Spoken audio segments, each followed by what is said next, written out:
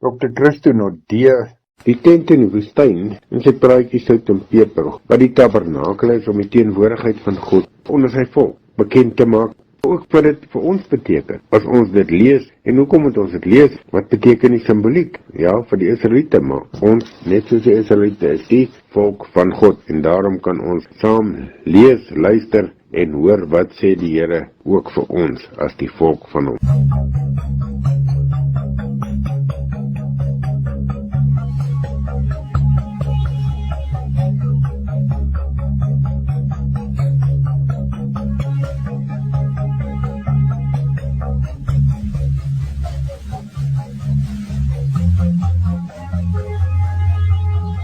Ons gesels vanmiddag voort met Dr. Christo Nordea. En die tema is die tent in die woestyn. En ons het nou al agtergekom, die tent is die tabernakel wat die Here in baie duidelike terme en opdrag en argitektoniese voorskrifte vir Moses gegee het, hoe om op te sit en voorberei en die hele opslaan proses. En natuurlik voordat hy opgeslaan, moes al hierdie goed gemaak word. Christo, vertel jy vir ons van die tent in die woestyn. Dag Willem, ja, dis lekker om weer 'n bietjie te kuier saam. En vandag praat ons so 'n bietjie oor die tent in die woestyn. Die tent was op 'n sekere plek geposisioneer met 'n spesifieke rede en dit was tussen die tente in die middel van die volk se tentwonings. En dat die rede daarvoor is dat God sentraal wil staan in ons lewens. Maak nie saak waar ons is nie, of ons in die woestyn is, of ons in 'n gemeenskap is. Baie belangrik dat ons weet dat die Here wou die volk bewus maak. Hy is die God. Hy is die God wat hulle uit Egipte gelei het. Hy is die God wat hulle gebring het waar hulle is, en hy is die God wat hulle sal neem na waar hulle moet wees. Alles wat die volk doen of sê, gesentreer rondom die middel van die volk, en dit is waar die Here dan nou is. Ek dink dis die belangrike, Willem, as ons dan nou praat van die tentwoning, gaan dit eintlik daaroor dat God het onder ons kom tent opslaan. Dit was vir Israel belangrik. Ons het gesê, ons is ook Israeliete, en daarom is die volk ook tussen ons en vir ons belangrik oor hoe God met hulle omgaan, en dan uiteindelik vir ons as gelowiges vandag, wat kinders van Abraham is, geld baie van dieselfde soort goeders dan ook vir ons in ons lewe. Christo, net so ter bevestiging wil ek eintlik sê, die feit dat God sê hy kom onder sy volk woon, hy woon tog reeds daar. Dit is nie asof hy nou ewe skielik fisies daar kom bly nie. Verduidelik net vir ons, hoe praat die Here met ons oor hierdie woon van hom onder sy volk? Willem, ek dink dis 'n verskriklike belangrike ding wat jy sê. Dis nooit dat die volk skielik godloos was totdat die tabernakel gebou is en skielik het hulle nou 'n God gekry nie. Maar die Here is besig om vir Israel en vir jou en my wat die stuk lees in Exodus te verduidelik hoe hy gedien moet word. So hy is besig om vir ons te help met 'n bloudruk, dat ons gaan verstaan wie hy, hoe hy ons sien, wat hy wil hê die verhouding moet wees tussen ons en hom, sodat ons uiteindelik by die Here kan uitkom en op 'n wonderlike manier tuis kan kom saam met die Here. So dit is uiteindelik waaroor dit dan nou uiteindelik gaan. Ja, so dit het nie die Here regtig nader gebring nie, maar eintlik net vir die volk 'n bevestiging dat hy daar is, en miskien vir ons as mense is dit goed. Dit laat my byna aan die sakramente dink, sonder om te ver te dwaal. Net om iets om te sien en te bevestig, God is daar. Dit is die teken dat hy daar is. Dit is nie hy nie, dit is net die teken dat hy daar is en met ons loop en by ons bly. Iets daarvan, né? Dankie Willem, ja, dit is presies dit, dat hierdie is tekens om vir ons te help om te weet wat vir die Here belangrik is. Dis hoekom hy in die middel staan. Dis vir hom belangrik. Dis nie noodwendig vir jou en my belangrik nie. Wat vir ons belangrik is hoe wil die Here hê dat ek tot hom moet nader, dat ek hom moet aanbid. Want baie keer het mense skeefgetrekte houding en gedagtes wanneer jy met God te doen het. Want my ouers het op 'n sekere manier opgetree. In die kerk leer ek sekere maniere. En hierdie maatjie van my, of daai vriend van my, of daai kennis wat ek het 'n sekere manier van doen. En skielik klink dit vir my lekker, aanvaarbaar, interessant. Wat dan gebeur is, ek vat dit sommer en maak 'n deel daarvan. So daarom het 'n mens nodig dat 'n mens na die Bybel toe gaan en sê, kom ons toets dit aan wat die Here se voorbeelde is. Wat die Here vir ons wil sê deur die tabernakel, om vir ons te sê iets van sy afstand wat hy het vir ons en van ons, want hy is die heilige, maar aan die ander kant, hy wil ook toeganklik wees vir ons, en dat ons naby aan hom kan kom en met hom gemeenskap kan hê. So dit is die verskil wat ons hiermee te doen het, daai balans van, ons het met 'n heilige God te doen, wat sondeloos is, wat absoluut alles kan doen en alles weet, en aan die ander kant dat hy kontak maak met die mens, en homself uitnooi, om tussen ons te kom woon. Nou vra hy van ons, omdat hy tussen julle is, en ek is julle God, dit is wat ek wil hê, wat moet gebeur. Is dit nie fenomenaal dat die hele bediening met Moses, hoe en waar hy wil wees, hoe hy optree met die volk, en hoe die volk is nog net so van toepassing op my en jou vandag. Ons is nog steeds net die volk van God. Of het ek is en of het die gemeente of die gemeenskap is, hy is nog net so heilig. En hy is nog net so naby. Nee, dit het nie verander nie, want God verander nie. Ons het begin weer te sê, God is gister, vandag en môre presies dieselfde. So ek wil hom heeltemal reg. As hierdie God onveranderlik ook is, tesame met al hierdie wonderlike ander eienskappe wat ons nou net genoem het, dan moet ons tog erns maak met die voorbeelde wat in die tabernakel vir ons uitgestal is, om iets te demonstreer van die verhouding tussen God en ons. So ek dink dis vir my belangrik, Willem, en daarom dink ek is die tent in die woestyn vir ons dalk ook 'n manier om so bietjie stil te staan en net ons eie geloofsopvattings en ons eie geloofspraktyke en godsdienstige oefeninge bietjie te toets en te sê, het dit dieselfde waarde wat dit behoort te hê? Het dit dieselfde impak wat dit kan hê? Ja, ek het jou lekker in die rede geval, so jy kan gerus aangaan, jammer vir die draai wat ons geloop het. Ek dink dit is tog 'n belangrike draai, dat ons die hele tyd sê, dat toe ons nou begin het ons half 'n bietjie gekyk na, waar is dit geposisioneer?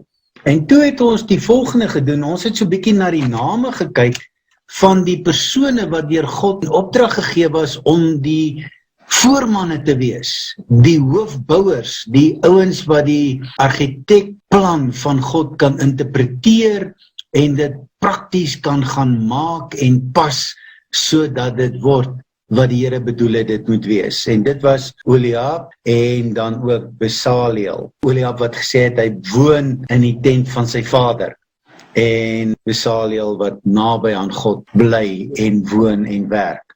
So dit is die gesindheid wat nodig is wanneer ons met God te doen het, dat hy eintlik so deel van ons daaglikse lewe is, dat my naam eintlik bekend moet staan as iemand wat naby aan God lewe.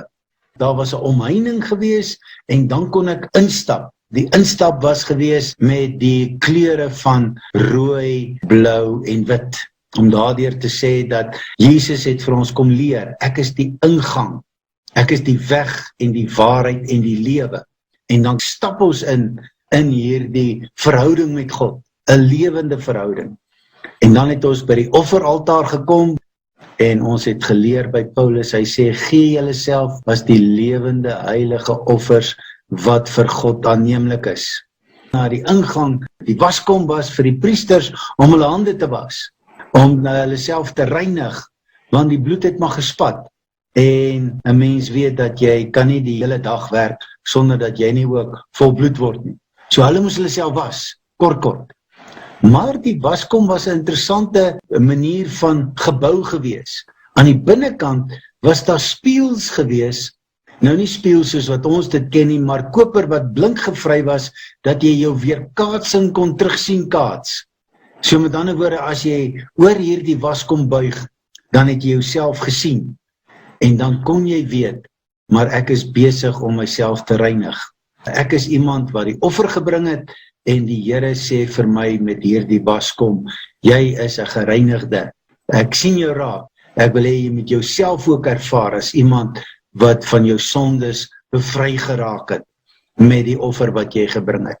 En dan eers, wanneer ek hierdie reinigingsriete gedoen het, dan kan ek instap en dan is die voorhangsel of die gordyn wat voor die tabernakel gehang het, was 2 gerubs. Nou, as ons nou 'n bietjie terugdink aan die tuin van Eden, was daar ook engele wat met getrekte swaarde wat vurig was, die mens uitgehou uit Eden uit. En hier is 2 engele wat nie swaarde in hulle hande het nie, maar sê dat hulle is waaksaam oor die tabernakel en jy kan instap, want jy toegang verkry, want Christus is die weg, die waarheid en die lewe. En ons het klaar die waarheid ervaar dat ons sondige mense is wat van ons sonde verlos is, dat ons gereinig is met die bloed van Jesus Christus en nou kan ons instap in die tabernakel in. En dan as ons instap in die tabernakel, dan is daar 'n hele nuwe leefwêreld wat vir ons oopgaan. In die tabernakel was daar hierdie wonderlike lig wat daar gebrand het. En die lig het gekom van die goue kandelaar wat daar was, die menorah. En die menorah was amper soos 'n boom, met sy takke was hy gemaak gewees. 3 takke of arms aan elke kant, het hy dan 3 blomkelkies gehad in die vorm van amandelbloeisels. En hierdie amandelboom was die eerste boom in die Midde-Ooste wat met pragtige wit bloeisels die aankoms van die lente aangekondig het. So met ander woorde, hierdie boom se vorm, hierdie kandelaar se vorm was van hier kom lewe. So dis die betekenis. So as ons kyk na die lig, dan sien ons die betekenis daarvan is dis 'n vlam van lewe. Dis 'n lig van lewe gewees. So en dan suiwer olyfolie was gebruik, amper soos 'n kerspit wat in lampbouers was om dit te laat brand. Nou ja, hulle sê dit was 'n redelike swaar ding, so 34 kg goud. En die 7 lampies wat daar was aan die bokant, het dag en nag bly brand. So iemand moes kort die olyfolie inhoud aanvul, sodat dit kon bly brand het. Natuurlik was dit belangrik, want die gordyn het dit natuurlik skemer gemaak.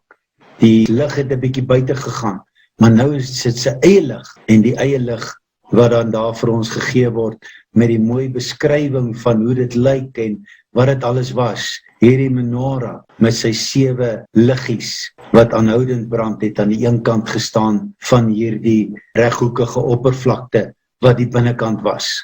Nou weet ons dat wanneer ons met lig te doen het, dan hardloop ons terug na Jesus in die Nuwe Testament.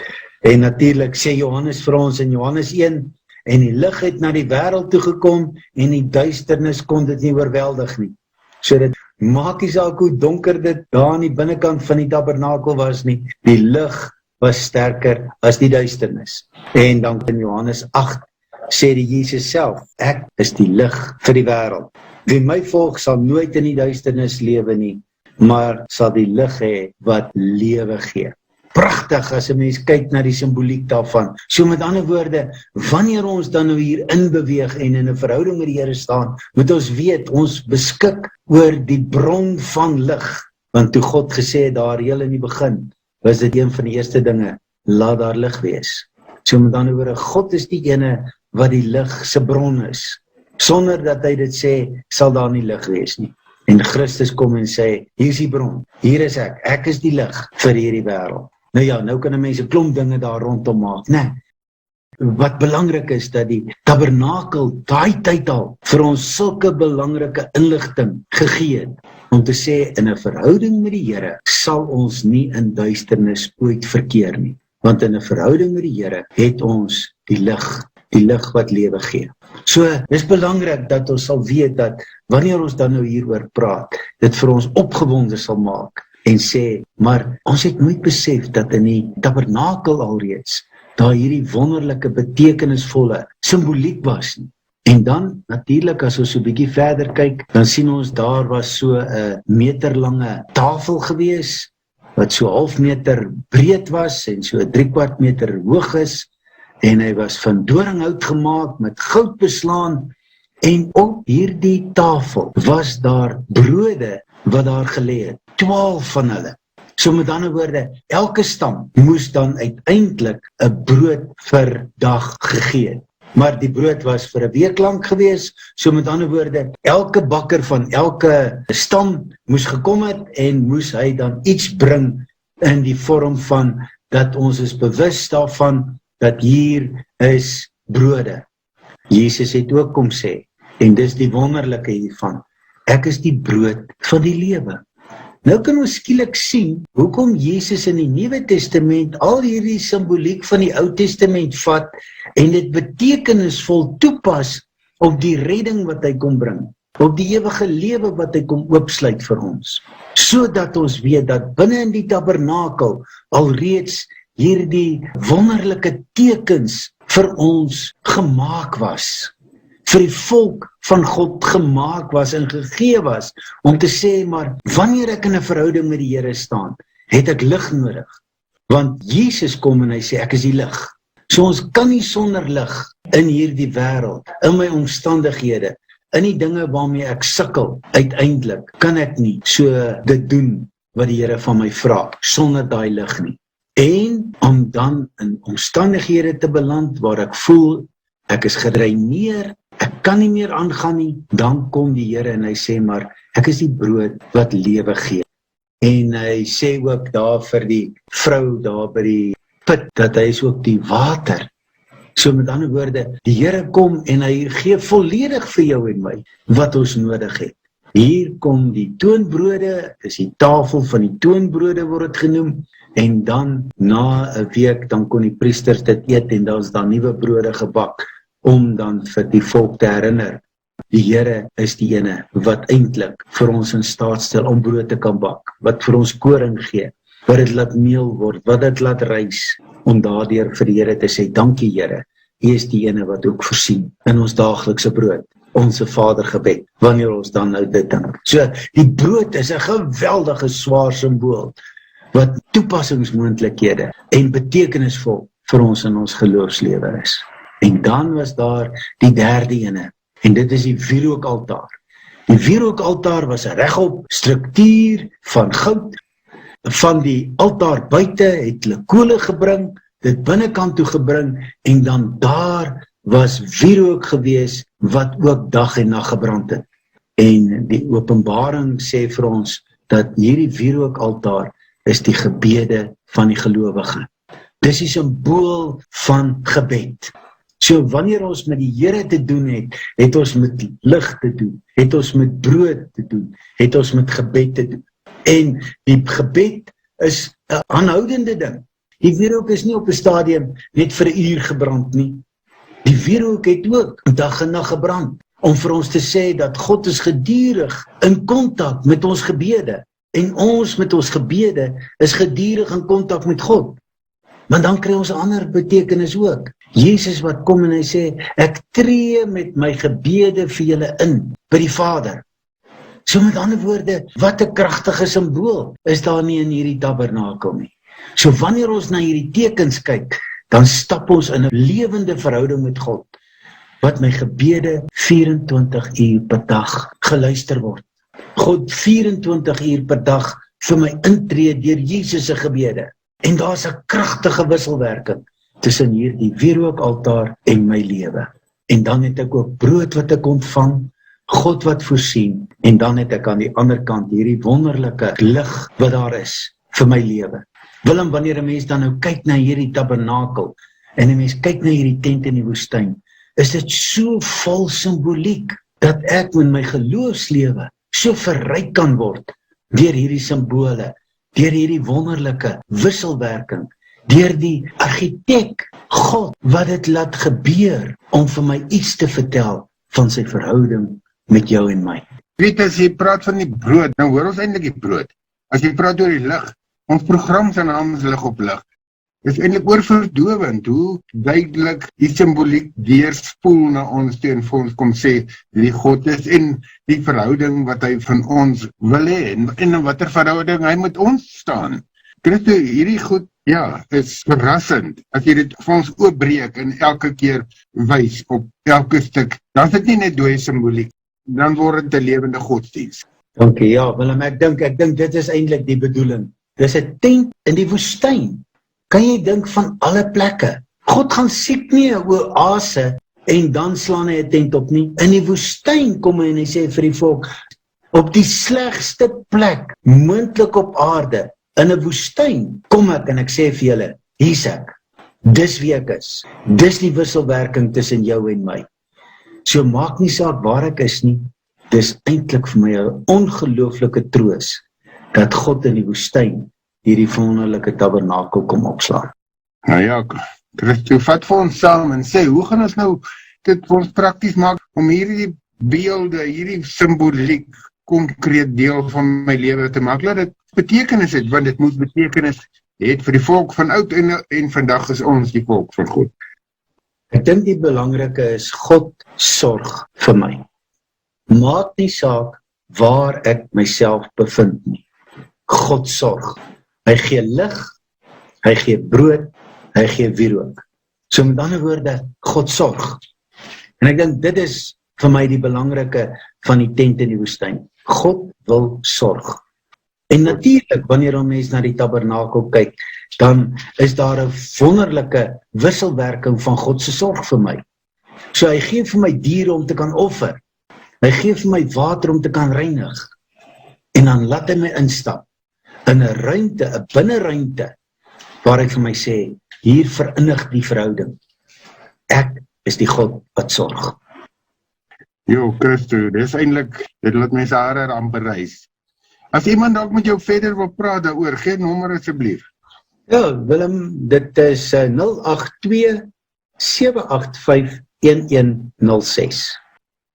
En dit is 082-785-1106. Dit is Dr. Christo Naudé. Vandag gepraat oor die tent in die woestyn. Christo, baie dankie, tot 'n volgende keer. Gesels ons weer. Dankie Willem, wonderlike dag vir jou en ook vir elke luisteraar.